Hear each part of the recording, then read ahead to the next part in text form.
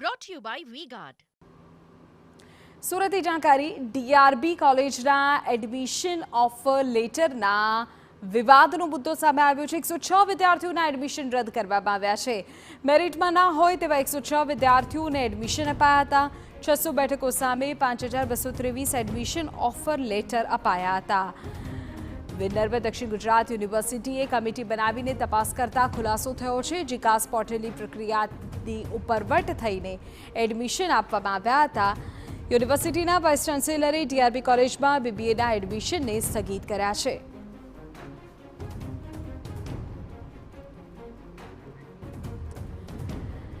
તો મહત્વપૂર્ણ જાણકારી અત્યારે સામે આવી રહી છે। એક તરફ હવે આ મામલે કમિટી બનાવીને તપાસ કરવામાં આવી તો ખુલાસો થયો છે। જો કે કેટલાક એડમિશનને ચોક્કસપણે હવે સ્થગિત કરી દેવામાં આવ્યા છે।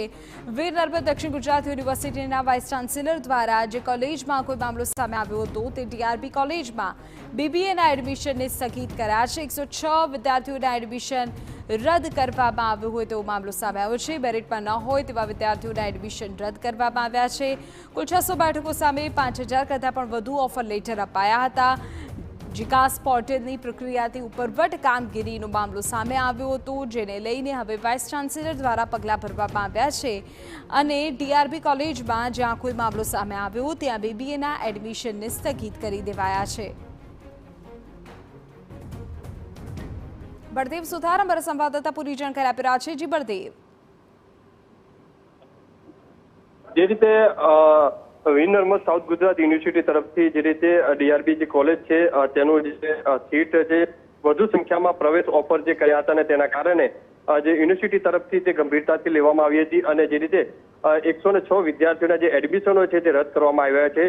ડીઆરબી કોલેજમાં 600 બેઠકો સામે 5223 પ્રવેશ ઓફર લેટરો છે તે વિદ્યાર્થીઓને આપવામાં આવ્યા હતા અને તેને લઈને જે વિવાદ જે સર્જાયો હતો, કારણ કે મેરિટમાં ન હોય તેવા 106 વિદ્યાર્થીઓને જે એડમિશન જે આપવાની જે વાત સામે આવી હતી ને તેના કારણે જે વિદ્યાર્થીઓ દ્વારા એબીવીપી તરફથી જે યુનિવર્સિટીની અંદર સતત જે વિરોધ કરવામાં આવ્યો હતો અને તે દરમિયાન યુનિવર્સિટીના કુલપતિ તરફથી આ બાબતે જે તપાસ સોંપવામાં આવી હતી ને તેમાં આખરે ડીઆરબી કોલેજની સીટ હતી તે જે રદો કરવા માટેની જે છે જે સૂચના આપી દેવામાં આવી છે।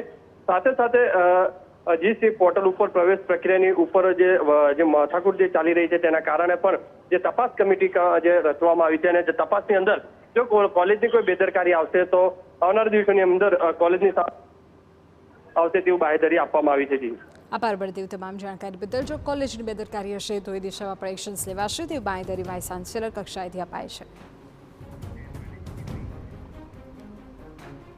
Brought to you by V-Guard.